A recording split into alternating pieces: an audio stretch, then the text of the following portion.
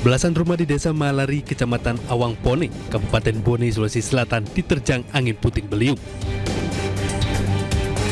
Akibatnya sebuah rumah warga roboh rata dengan tanah dan belasan rumah warga lainnya mengalami rusak. Angin yang tertiup kencang membuat warga panik dan kaget karena tiba-tiba mendengar suara gemuruh yang terdengar sangat keras. Sementara Sekretaris Desa Malari, Najamudin, membenarkan kejadian tersebut bahwa sekitar 12 rumah warga diterjang angin puting beliung. Ada 12 kakaknya. Ya, sebagiannya ada di belakang. Mudah-mudahan dengan adanya ada perhatian dari pemerintah, apakah melalui Pemda, apakah Dinsos untuk memberikan bantuan kepada. Walau tidak ada korban jiwa, namun kerugian warga ditaksir mencapai ratusan juta rupiah. Dari Kabupaten Bone, Sulawesi Selatan, Bulan Sri Indramaya, Ainus melaporkan.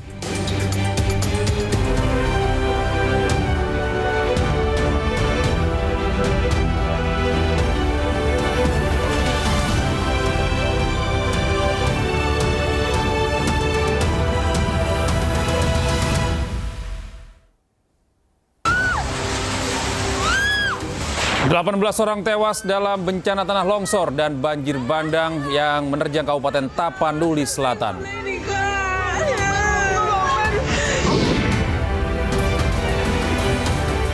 Bandara Morowali, Sulawesi Tengah beroperasi tanpa libatkan otoritas negara. Menteri Pertahanan sebut ada negara di dalam negara.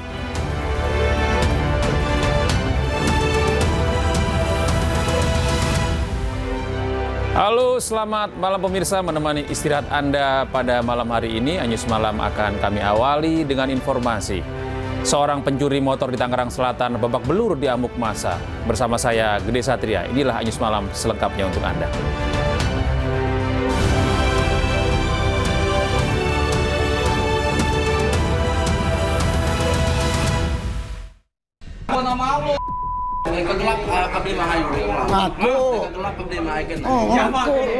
Seorang pencuri motor babak belur dihajar massa di Serpong, Tangerang Selatan, Banten. Idea asli mana, Pandeglang mana, bagaimana? Sebelum diamankan, pelaku yang nekat beraksi di tengah keramaian ini mencongkel kendaraan milik ojek online dengan menggunakan kunci letter T. Aksi kejar-kejaran pun sempat terjadi karena pelaku berusaha kabur melarikan diri. Korban bernama Cidar mengatakan jika pelaku berjumlah 2 orang, namun yang berhasil ditangkap hanya 1 orang. Tiba-tiba datang, nggak tahu kan saya diem itu Pak, posisi dia, apa kunci dia buka kunci, baru saya teriakin maling Pak. Jadi saya ada bukti bahwa dia maling, kalau saya teriakin dia juga nggak bisa. Pelakunya kayaknya 2 orang Pak. Sementara polisi langsung membawa pelaku ke Mapolsek Serpong guna mempertanggungjawabkan perbuatannya dan memburu rekan pelaku lainnya yang identitasnya sudah diketahui. Dari Tangerang Selatan, Banten, Nunung Purnomo, Ainus melaporkan. Kita beralih ke Jakarta, pemirsa. Sebuah rumah makan di Kelapa Gading, Jakarta Timur hancur akibat ledakan. Diduga ledakan berasal dari tabung gas yang bocor. 4 orang terluka.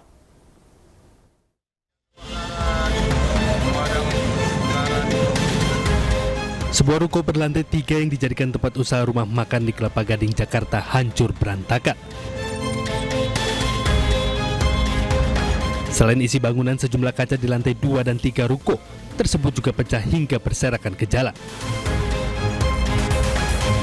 Diketahui kondisi tersebut terjadi menyusul ledakan yang terdengar cukup keras dari rumah makan tersebut. Diduga ledakan tersebut berasal dari kebocoran tabung gas saat memasak. Sedikitnya 4 orang terluka.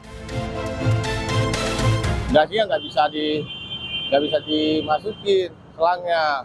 Saya lagi posisi dijaga sana, tiba-tiba meledak gas, pecah banget gasnya, sampai yang tukang masak ini mental. Informasi yang kita dapat dari warga sekitar dan dari petugas puskesmas itu ada korban 4 orang Pak. 4 orang. Mereka siapa aja? Karyawan atau? Mereka bukan karyawan tersebut Pak, mereka karyawan di samping kanan dan kiri Pak. Sejauh ini 4 korban luka-luka sudah dibawa ke puskesmas dan rumah sakit terdekat. Sementara kasus ditangani oleh Polsek Kelapa Gading, Jakarta Utara.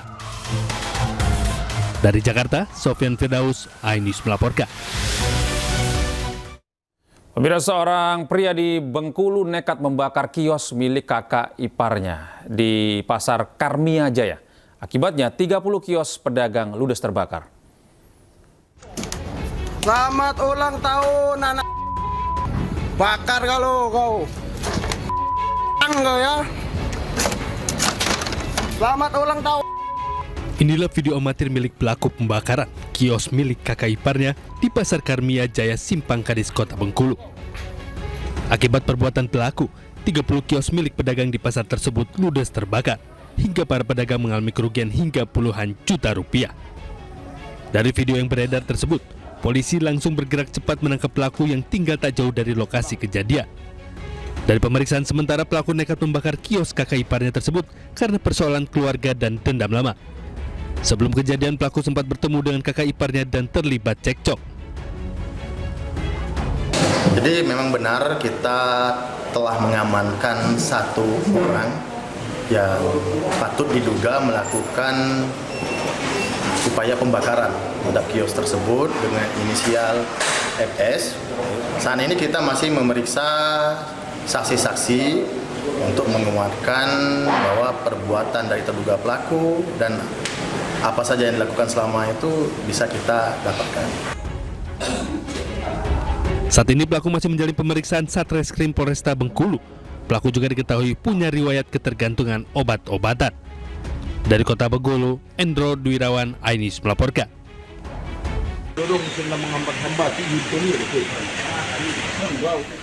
Akibat diguyur hujan deras selama 3 hari, ruas jalan lintas Sumatera tepatnya di Desa Aek Libung, Kabupaten Tapanuli Selatan terendam banjir. Ketinggian banjir mencapai 2 meter. Jalur lalu lintas Sumatera pun lumpuh total. Sementara itu, korban tewas akibat banjir bandang di Kabupaten Tapanuli Selatan bertambah menjadi 18 orang dan ratusan orang terluka.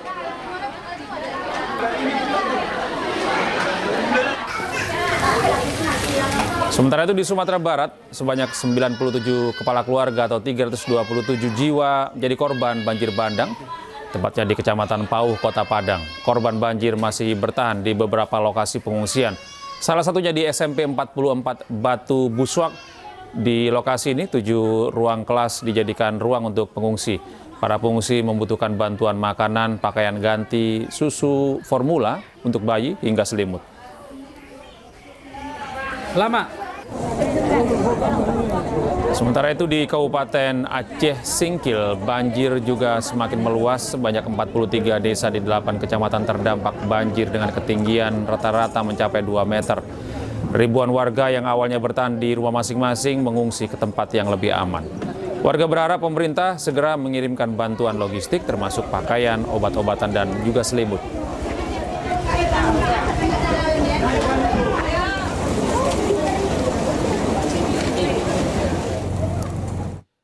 Dan pemirsa, untuk mengetahui situasi terkini di Tapanuli Selatan dan Padang, Sumatera Barat, kami telah terhubung dengan jurnalis iNews, ada Indra Mulia Siagian dan Budi Sunandar. Kita ke Indra terlebih dahulu. Selamat malam, Indra.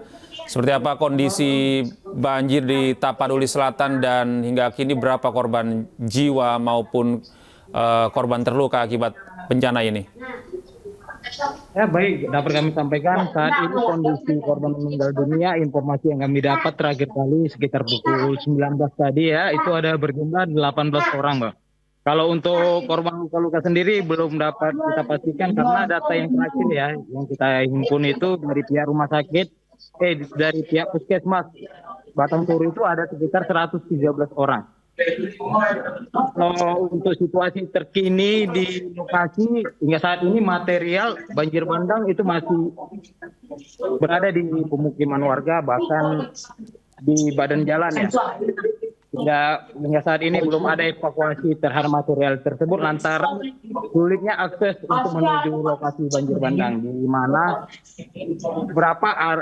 beberapa akses jalan ke lokasi banjir bandang tersebut terputus lantaran sejumlah longsor terjadi di beberapa titik. Ya, lalu bagaimana dengan kondisi cuaca di sana? Apakah ada kemungkinan hujan yang memperparah banjir di sana? Ya, kalau untuk kondisi cuaca sendiri sampai saat ini hujan itu tidak ada hentinya. hanya sekitar 5 menit dia reda, baru siap itu diguyur lagi segala macam seperti itu.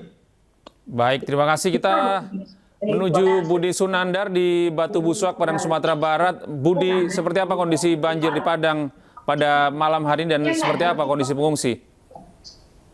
Ya, selamat malam Gede, selamat malam pemirsa. Hingga Rabu malam ini sekitar 327 jiwa yang terdiri dari 97 kepala keluarga di Batu Busuk ini masih bertahan di lokasi pengungsian yang berada di SMP 44 Kelurahan Lambung Bukit, Batu Busuk. Untuk pengungsian di lokasi ini terbagi dari 4 ruangan, di mana salah satu ruangan itu terdiri dari 50 sampai 60 warga yang bertahan di sini. Demikian, Gede. Ya, kira-kira ada berapa jumlah pengungsi dan kebutuhan apa yang dibutuhkan oleh pengungsi? Ya, saat ini terdapat 327 jiwa yang terdiri dari 97 kepala keluarga yang bertahan di lokasi pengungsian.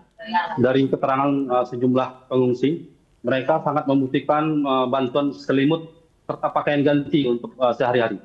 Demikian, Gede. Lalu bagaimana cuaca saat ini? Apakah ada kemungkinan hujan yang kemungkinan dapat memperparah kondisi banjir di sana?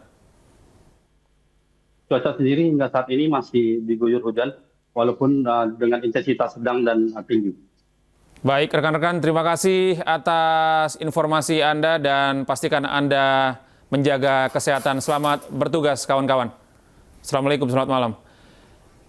Dan pemirsa, berikutnya Yus Malam akan segera kembali dengan informasi polisi kembali menemukan bagian kerangka yang diduga merupakan rahang dari jenazah Alvaro Kiano. Kami hadirkan informasinya sesaat lagi.